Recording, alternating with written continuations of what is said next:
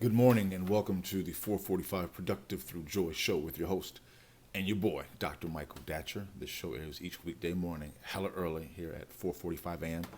on YouTube, Michael Datcher channel, and then goes until 5 a.m. and then at 4:45 p.m.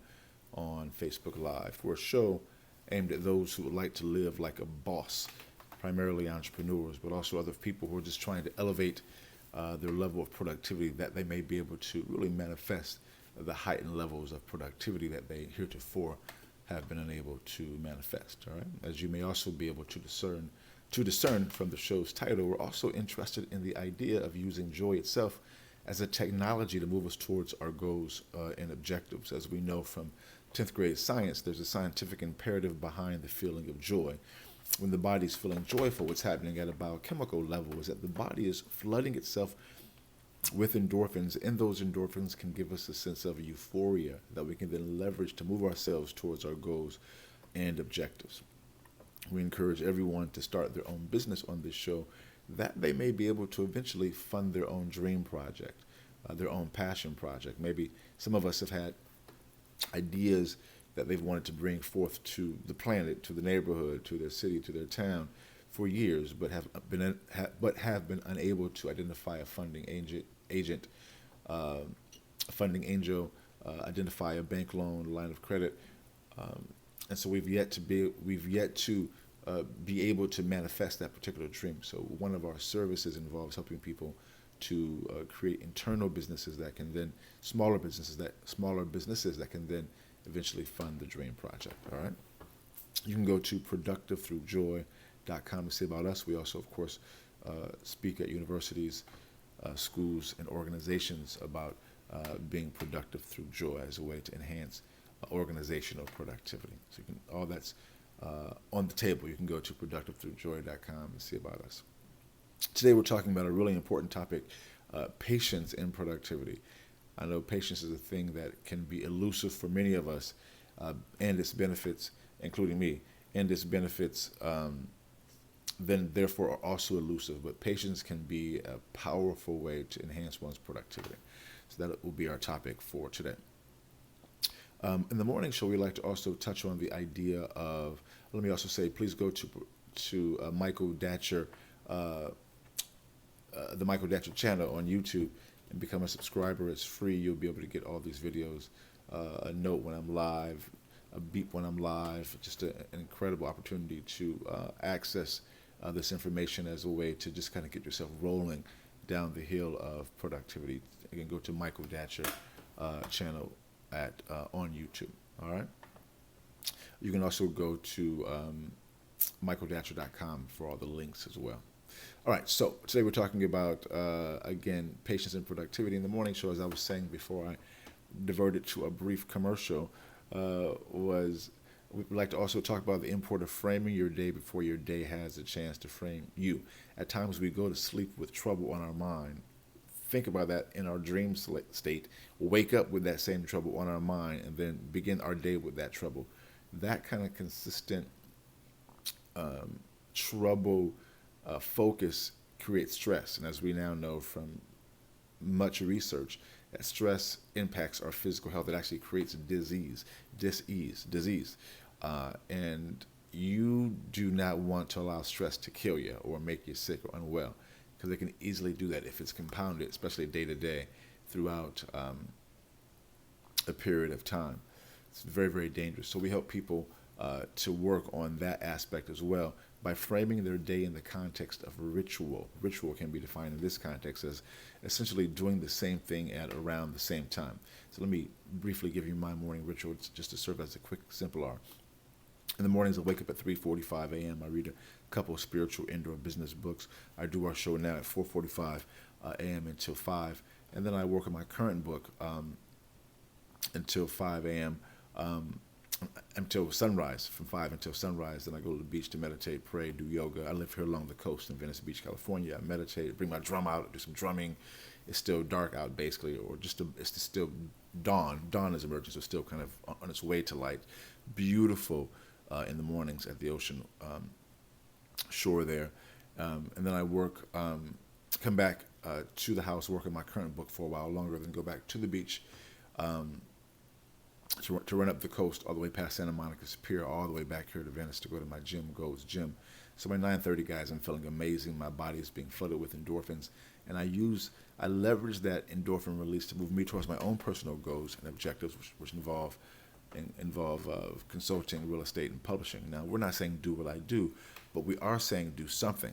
Do something to move yourself towards those goals and objectives by engaging in ritual every day, because life happens to us every day. I know for me, when I do not engage in my rituals with the same level of intensity that I usually do, I see an immediate impact. I mean, it's obvious that these rituals, it's not just me. I mean, I'm part of the success, but a lot of it's just tapping into the higher realms. All right, so I'm reading two great books now as a part of my morning ritual. I'm reading a book called The Nag Hammadi Reader, which is a book of ancient Gnostic scriptures, like early spiritual writings around the time of Jesus. I'm also reading a book by Jen Sincero, bam, okay, see, called Bam, You Are a Badass at Making Money, which is basically a book about having a wealth mindset, really, really powerful. So from those two books, I extract some wisdom, which I call the morning chant. Today's morning chant is, as a meditating natural mystic, I choose patience and peace as I manifest greatness. Again, yes, there it is. As a meditating natural mystic, I choose peace and patience as I manifest greatness. All right? And so I think about that throughout my day. I contemplate that idea and also create the morning and afternoon shows based upon that reading. So today we're talking about patience and productivity. All right? So for those who are new to the show, I should probably say a few words about myself to let you know who I am. This is your host and your boy, Dr. Michael Datcher. I am the author of the New York Times bestseller Raising Fences, which was a Today Show Book of the Month pick. That book's film rights were optioned by the actor Will Smith, whose people called my people, and I eventually agreed to write that screenplay. I'm also the author of the acclaimed historical novel Americus, which will be out this February on Third World Press, 2018, 3 months or so, yeah. Look for that in bookstores everywhere. It's about identical twin sons, one of whom gets vitiligo, the skin disease that Michael Jackson claimed to have. It's set in East St. Louis, 13 miles from Ferguson, which interrogates the American history of race and violence in America. A very powerful book, disturbing in some ways, I keep hearing. I'm also the founding editor of the International Journal of Literary Nonfiction called The Truth About the Fact. I'm the former executive director of the World Stage, a literary and jazz venue here in California. My educational background is UC Berkeley as an undergraduate. My master's is from UCLA, and my PhD in English literature is from the University of California at Riverside. I'm currently a professor of English at LMU here in Los Angeles. I'm an expert at being productive, all right? I don't say that to brag, but people are oftentimes surprised at my level of productivity given how crazy my own personal narrative is. I'm a product of a young girl who was raped at 16, gave birth to me at 17, and subsequently gave me for adoption as a single divorcee. To a single divorcee, so the two was amazing. Yet at the time, no biological father, no adopted father. Listen, just difficult times for the young MD. Yet, as Kool Moe Dee famously said, "How you like me now?" And if I can be this productive through joy, many of us can be this productive as well. I know for folks like us who come from a hardship, difficult situation, at times that can be used as our excuse as to why we cannot ball. And we have a good excuse. Trust me, I can use my excuse all day long. Excuse is. But listen, people really don't care in the long run where you're from or where you've been, what you've been through. What they're concerned about is, can you do what you claim that you can do? Can you get the job done?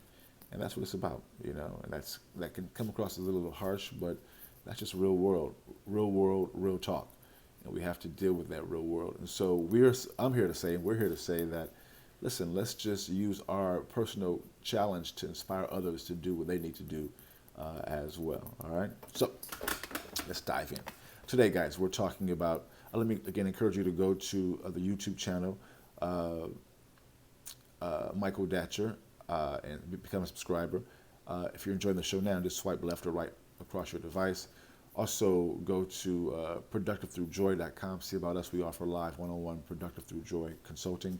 We also speak at colleges, schools, and organizations, enhancing the productivity of our youth, which is not a small thing. Reach out to us. Also go to michaeldatcher.com to learn more about me personally. All right, so let's dive in.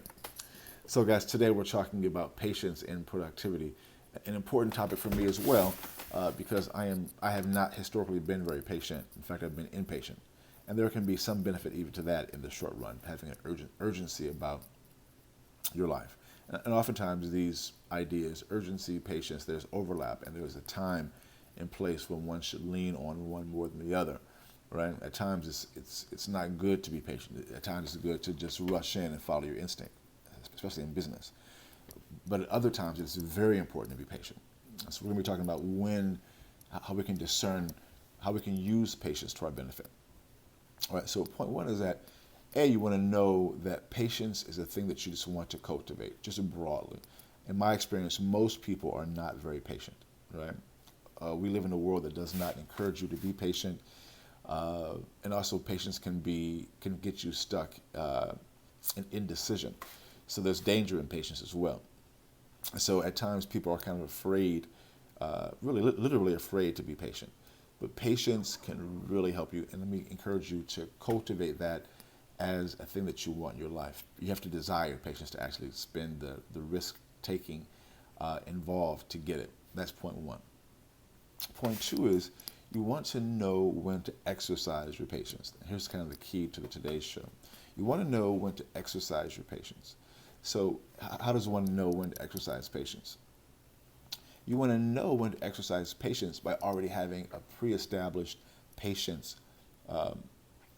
system or pre-established patience practice. Because once you begin to be familiar with patience, working on it in small ways, in large ways. I was in Jensen Sarah's book, she's talking about how she was warming up her lasagna, and she put it in 45 seconds or 2 minutes, and the cheese didn't melt, and then another 45 seconds, and how frustrated she became at having to wait an extra 55 seconds for the cheese to melt up in there. Very funny, and getting actually frustrated because cheese wasn't melting fast enough. I mean, that's a funny way to talk about those types of impatience, explosions, to use that kind of odd mixture of images, is what is unhealthy. And we can do that 4 or 5 times a day, driving to work, honking at people, just being really frustrated, being out of ourselves, screaming. That's me actually too often. Although I'm getting a little better at my road rage, driving at people. Hey, I'm driving here, But that type of impatience adds extraordinary stress to your life, especially if you do it all the time, as many of us do. And so, but as you begin to get familiar with or gain a familiarity with patience, you can then pick and choose when you need to be patient, when making big decisions, all right? When making decisions that are really going to impact your life, you want to have that due diligence piece well established, which goes right into point 3. As you begin to learn and to discern, and at times it is a feeling of when you really need to slow down and take your time, as you begin to really learn how to deal with that patience piece and discern when to be extremely patient, that's when you begin to see an uptick in productivity in the long term. Because listen, our goal is not just to make money in the short term, but to create generational wealth that we can pass down to our children's children's children, right?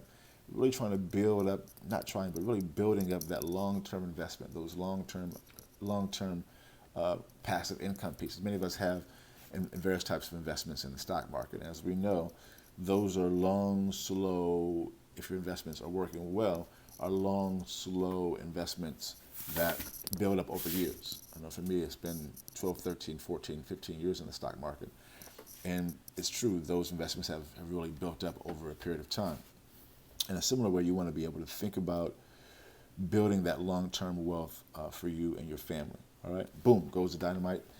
That's today's show on patience. We air each weekday morning, hella early at 4:45 a.m. here on YouTube Live, and then 4:45 p.m. on Facebook Live. We're a show aimed at entrepreneurs and those who simply want to live like a boss. Thanks for being here. Please go to productivethroughjoy.com, see about us. We offer live one-on-one Productive Through Joy consulting, and we also speak at colleges, schools, and organizations. Thanks for being here. We'll see you soon. Please become a subscriber at YouTube. And until this afternoon, we'll see you soon. Let's talk about it and be about it. Deuces.